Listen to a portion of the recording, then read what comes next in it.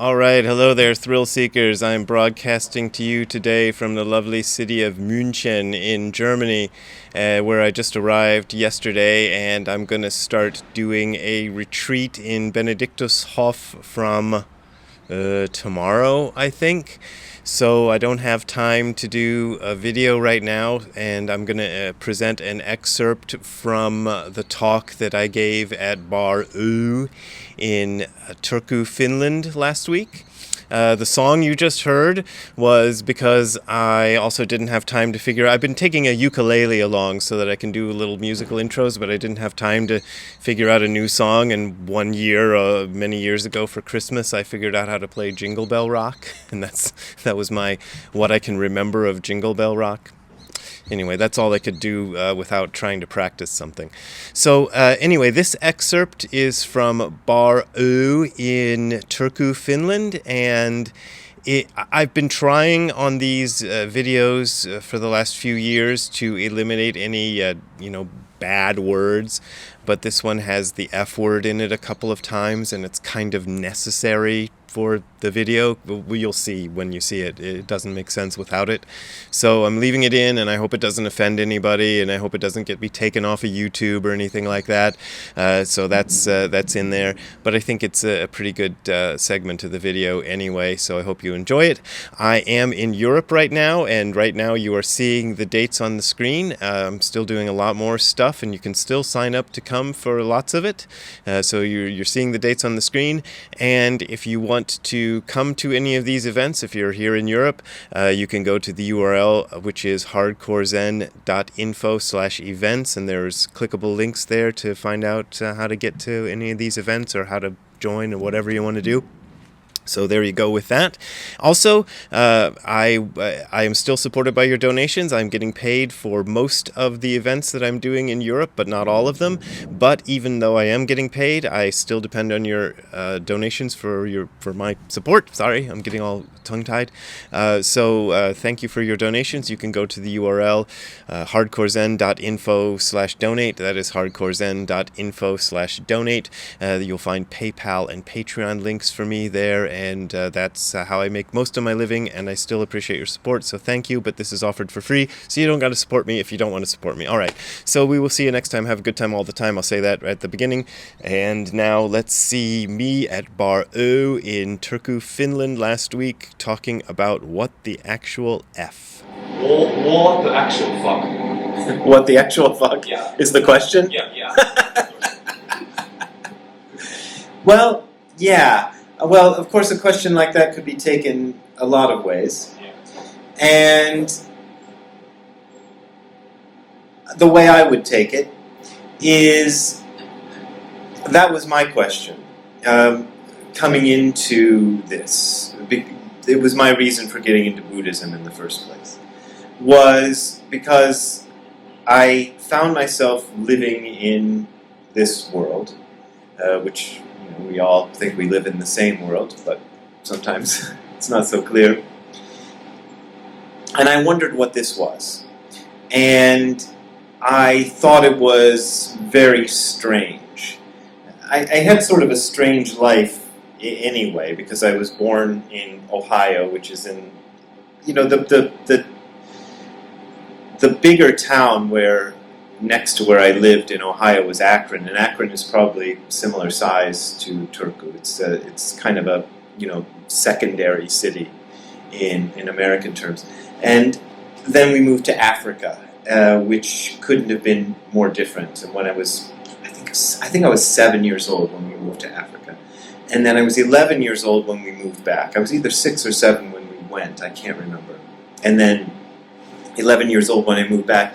And by then, I remember first starting to question this when we lived in Africa, because that's when I became aware of other religions. In Ohio, where I lived at the time I was there, really there was Protestantism and Catholicism. So there was just these two religions, which were basically variations on the same religion. And that's all I thought there was. And then I go to Kenya, and a lot of people in the Obama era in America thought that Kenya was a Muslim country, and it isn't. Kenya is a majority Christian country, but there are Muslims, there are Sikhs, there are Hindus, a lot of Hindus, and that was the first one that caught my attention of these other religions, and I thought, well, this is interesting. You know, I'd heard of God, you know, when I was a child, but I never thought of God as a blue guy with 4 arms, you know, dancing and stuff like that, the way he was depicted by the Hindus. And I thought that was very interesting. And I heard that they were vegetarians, and I thought that was weird. And so I got very interested in that, and I also started to question what is the basis of life. And my family was not very religious, so there's a picture in one of my dad's scrapbooks of me at a church as a little kid. I don't remember that. I don't remember ever going to a church. I just know there's a picture of me at a church.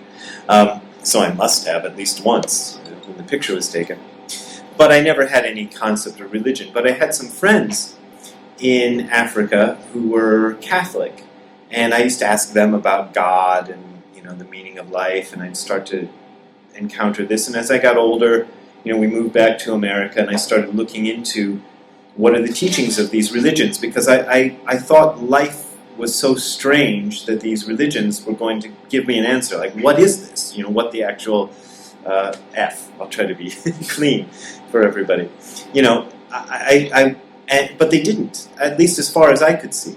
The answers that were there in the religions that I encountered were all about the afterlife, you know, all about what happens after we die, and how to ensure that you have a decent afterlife. You know, everything seemed to be about you want to do these things so that you won't go to hell eternally, and then you'll go to heaven eternally.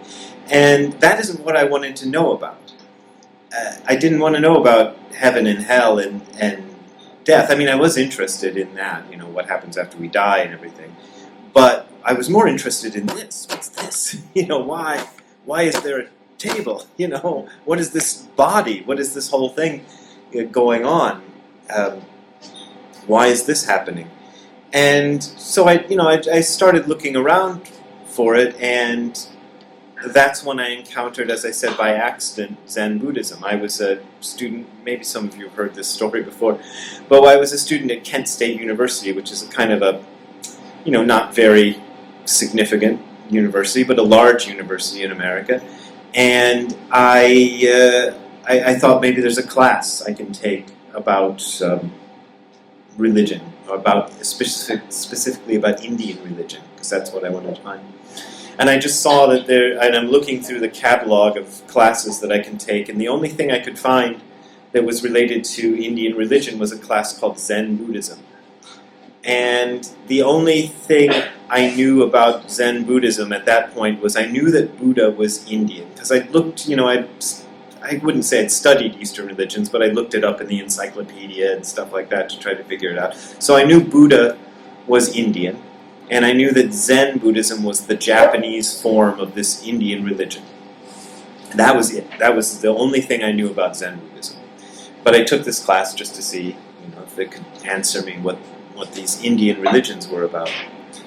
And I tell this story so much, I don't know if it has any meaning anymore to me, but I took this class, and in this class, the teacher read out this sutra called the Heart Sutra, which is a significant and important sutra in Zen, probably the most important sutra. Sutras are the religious writings in Buddhism.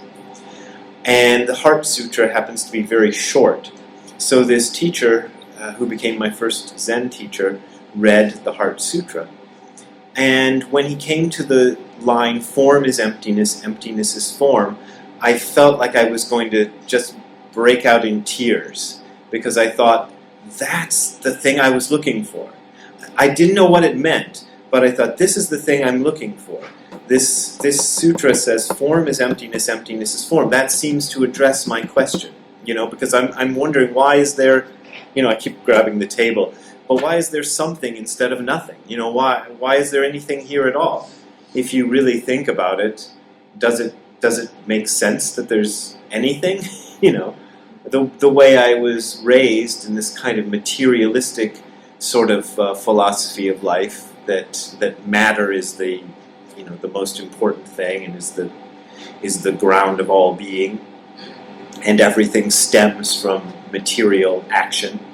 For example, we have thoughts and feelings because our brains are processing electricity and chemicals and things like that. But why is that there? And there also seems to be something else going on, in my lived experience, in my real experience every day. There's something going on that you can't explain by the explanations that science gives us. And I'm not trying to say science is bad or anything like that, but it doesn't explain why I can taste this ginger beer. I mean, it might explain why I can taste the ginger beer, but it doesn't explain the taste of ginger beer. The taste of ginger beer is something, is an experience, And it's a real experience, and it doesn't seem to be a material experience. So this idea of form is emptiness, emptiness is form, I don't know what I thought of it when I first heard it, but it seems to be addressing that problem. Form is emptiness. So emptiness is what we would have if there was nothing here, right? And what we have instead is form. But the Zen Buddhists are saying that they're the same thing. And I'm going, I want to understand what that's about. So I just started practicing ZAZEN, which is a form of meditation that we do in Zen Buddhism, to try to see if that would answer my question. And I've been working on it for almost 40 years, and I don't know. So you're just sitting there? But now when I say I don't know, it comes from a slightly different sort of place. I don't know because what I am, when I say I, is something the I can't know. This sort of individual being that is a self, is an individual self, doesn't have access to the answer to that question. But at the same time, the individual self is the creation or the manifestation of that answer, of the answer. So the emptiness that I'm trying to understand is the form that is trying to understand emptiness. Now I sound like one of those weird Zen